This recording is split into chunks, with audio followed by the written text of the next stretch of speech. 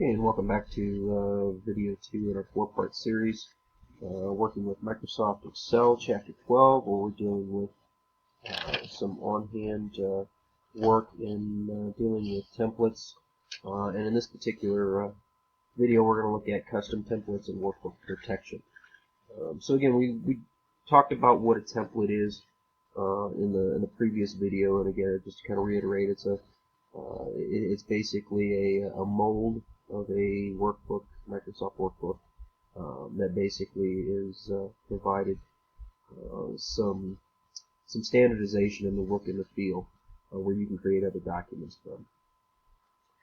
So what we'll talk about here is a custom template, and a lot of times you have templates that are out there that don't meet your needs. And so what you may end up having to do based off of whatever your business purpose is to, you might have to create your own template. And it's very simple to do that. You can create your own template from any kind of a workbook. So you can set up the theme, you can put a background image, you can configure your workbook however you like, and you can create a template from it. To do that, you just click on the File tab, click Save As, and when a dialog comes up there, you type in what you want your template name to be, but in the file type you need to change that to the Excel template, .xltx.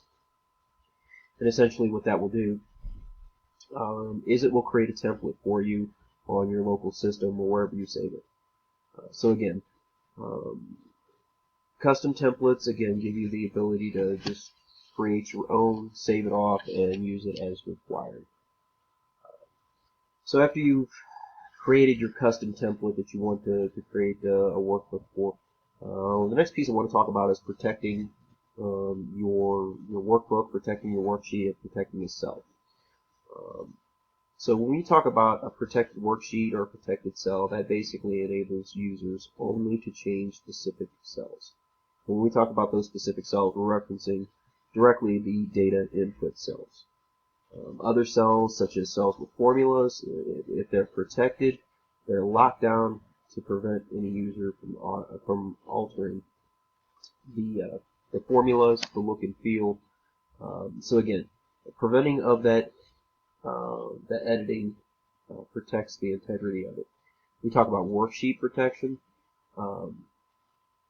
We have that password. That's a password protection that basically prevents users from altering locked cells. And then when we talk about workbook protection, that's a little bit higher level up, and that basically references and prevents any manipulation of worksheets from occurring in that workbook. We're talking adding, editing, removing, renaming, copying, or hiding worksheets. So think of it as kind of a top-down approach. Workbook protection protects any manipulation of the worksheets. Worksheet protection, password protects the locked cells. So if you are the author, in order to go in there and modify any formulas, you have to have the password. When we talk about locked and unlocked cells, those are cells that are either preventing users from editing the contents or the format of the protected cell, or if they're unlocked, again, those are just there for users to go in there and input data. So let's go ahead and move over to our Excel workbook, and what I've got created here is I've got a sample travel expense report. You'll work with something very similar to this, and so if I wanted to go ahead and save this as just a template, I would click Save As, and if I want to put it on my OneDrive, I type in expense report, and again I would just drop down and save it as a template, and you go ahead and click Save, and now I have a template that's created for this particular worksheet. So now if I wanted to use this over and over again as that basic file, I would go ahead and save and use this as a point of reference. But I'm going to go ahead and I'm going to save this as an actual workbook because I don't want to modify the template. I want to use this in a workbook type setting. So I'm going to save it as the expense report. And again, when you're talking about locking and unlocking cells, so again, we talk about an unlocked cell is a cell that you want the users to be able to enter data into. So for this particular expense report, I'm just doing a mileage, simple calculation of a mileage reimbursement for somebody's travel purposes. So what you want to do is you want to select the cells that you want the users to be able to enter or edit data. So I've got my two cells.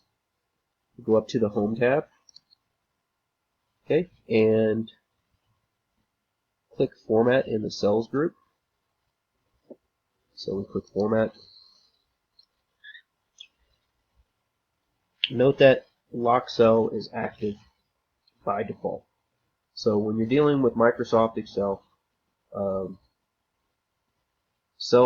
cells are locked by default, where the ability to enter in information or not enter in information comes from when you protect the worksheet. So what I want to do is click on the lock cell. So I went and clicked lock cell, and as you notice, when I click on the lock cell, it shows that that is no longer locked. Okay, so I've indicated and unlocked those two cells.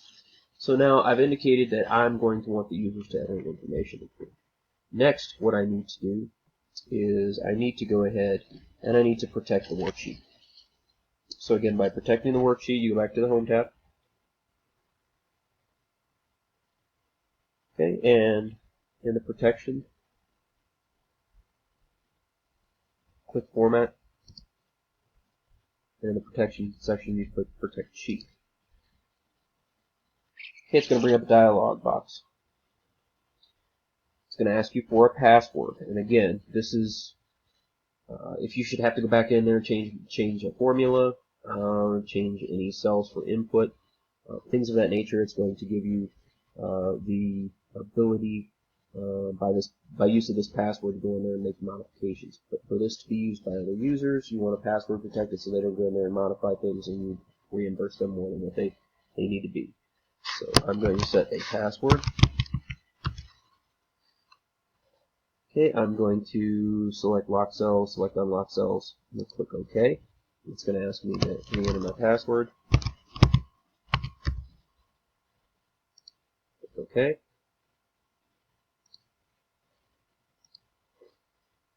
Now my worksheet is now protected. If I were to want to go in here and unprotect it, again I would go back in here to Format and click Unprotect Sheet. Basically undo it. I would have to then enter in my password that I created and go from there. Okay. So we talked about locking and unlocking cells. Now we're going to talk about protecting the workbook. So you go to the Review tab, you can click Protect Workbook. This keeps users from making structural changes to your workbook, adding worksheets, deleting worksheets, things of that nature. So we click on Protect Workbook. Again, you can optionally put in a password. I'm going to create the same password so I don't forget it for either one. Re-enter in my password. Okay. Now if I were to go in here and try and add worksheets in here, it will not let me do it. I can click all day long. I go in here to this, and if I want to go ahead and try and delete, it won't let me because again it's password protected. It's protected. It will not let me modify it. If I were to go in here and try and change this, it says the cell or the chart that you're trying to change is on a protected sheet. So I have to unprotect it in order to make modifications in here. If I were to go in here and put in a date,